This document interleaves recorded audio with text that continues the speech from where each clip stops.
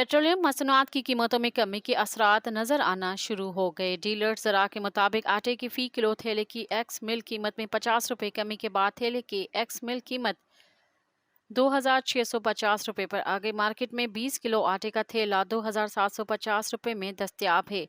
चीनी की एक्स मिल कीमत में 2 रुपए फी किलो कमी हो गई, जिसके बाद चीनी का एक्स मिल रेट 138 और होलसेल रेट 140 रुपए फी किलो है, जबकि परचून में चीनी की फी किलो कीमत 150 रुपए पर बरकरार है। गुज़िश्ता एक हफ्ते में मुर्गी का गोश्त 33 रुपए फी किलो सस्ता होने के बाद उसकी सरकारी कीमत फी किलो 453 रुपए हो गई।